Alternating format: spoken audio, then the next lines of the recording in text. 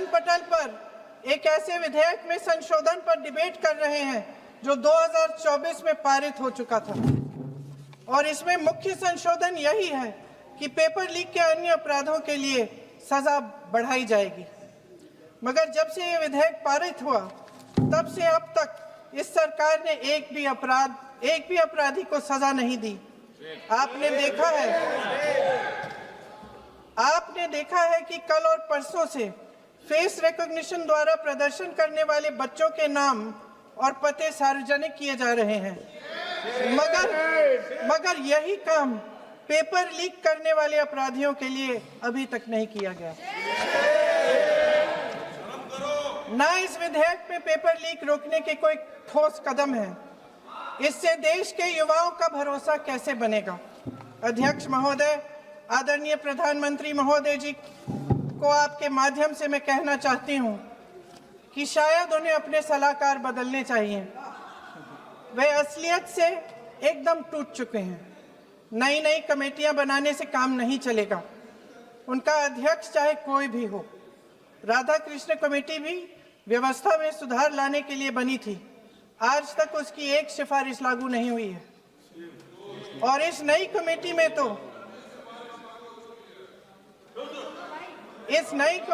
तो एक x-IB chief, फिर चिल्लाएंगे, एक एक्स-आईबी चीफ, एक आईटी कंपनी के मालिक और एक गौमूत्र के विशेषज्ञ भी हैं।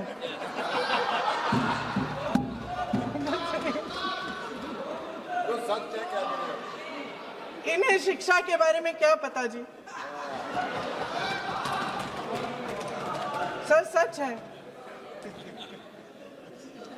आप आज मेरे से नाराज हो रहे हैं। बस मुस्कुरा लीजिए। वो आपने भी चुनाव लड़ा।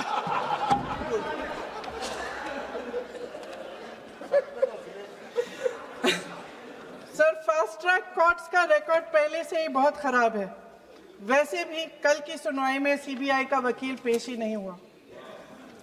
संसद में विपक्ष को दोषी ठहराने से, खोखले राजनीतिक खेल खेलने से काम नहीं चलेगा। आप जेन जी का भरोसा वापस जीतना चाहते हैं तो नए एंगल से, अपने फोन से नए वीडियो बनाने से नहीं होगा।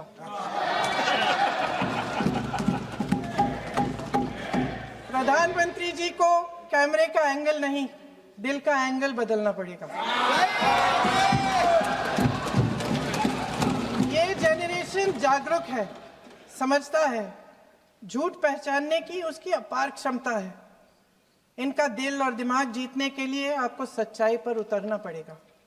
आपके शासन के चलते इस नौजवान पीढ़ी के साथ घोर अन्याय हुआ है, बर्बरता हुई है। इस सच्चाई को स्वीकार करिए। अपनी जिम्मेदारी से पीछे हटने से काम नहीं चलेगा। आदरणीय प्रधानमंत्री महोदय जी, आपको जिम्मेदारी लेनी पड़ेगी, ठोस कदम उठाने पड़ेंगे। शिक्षा विशेषज्ञों को इकट्ठा कीजिए, छात्रों, अध्यापकों, सभी स्टेक होल्डर्स को साथ लेकर, अन्य विचारधाराओं के थॉट लीडर्स के साथ गहरी चर्चाएं करवाकर एक नई शिक्षा प्रणाली तैयार कीजिए। मौजूदा नेशनल एजुकेशन पॉलिसी में 8 महीने तो एग्जाम चलते हैं, अध्यापकों को पढ़ाने का समय नहीं मिलता। सिर्फ आरएसएस के लोगों से भरने की बजाय सिस्टम को शिक्षित, एजुकेटेड, उन्नत और उदार दृष्टिकोण के लोगों से भी भरिए, जिनकी योग्यता सिर्फ उनकी विचारधारा न हो। रोजगार पैदा करने के सख्त कदम उठाइए, इस पर फोकस करिए। मेडिकल कॉलेजेस की संख्या बढ़ाइए, चिकित्सा शिक्षा का विस्तार कीजिए, ताकि ये बच्चे जो मेहनत कर के भी अपने भविष्य नहीं बना पा रहे हैं, एक उज्जवल भविष्य का सपना देख पाए। अध्यक्ष महोदय, छात्रों को सड़क से हटाया जा सकता है, लेकिन उनके सवालों को नहीं। हर लाठी जो किसी लड़की पर, किसी लड़के पर चली है, वे बच्चों की पीठ से ज्यादा सरकार की साख पर पड़ी है। देश के नौजवान न्याय मांग रहे हैं, भीख नहीं। वे यहाँ सरकार गिराने नहीं, अपना भरोसा बचाने के लिए आए थे।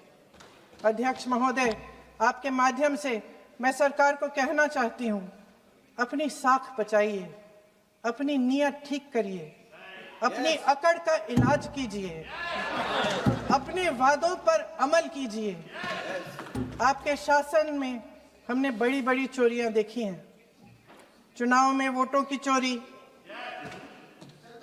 राम मंदिर में चंदा की चोरी, आपके उद्योगपति मित्रों द्वारा देश की संपत्ति की चोरी, किसानों की जमीन की चोरी। लेकिन सबसे बड़ी चोरी, हाँ ठीक है, सबसे बड़ी चोरी तब हुई। कहिए, बोलिए।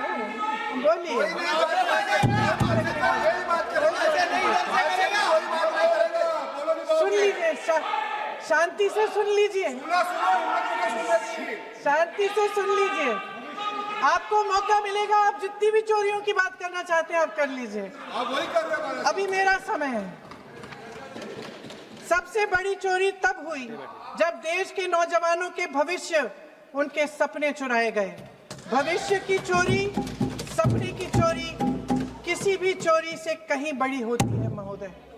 अगर देश का युवा निराश हो जाए, अगर देश का युवा निराश हो गया, उसकी उम्मीद टूट गई, तो सबसे बड़ी हार भारत की हार होगी।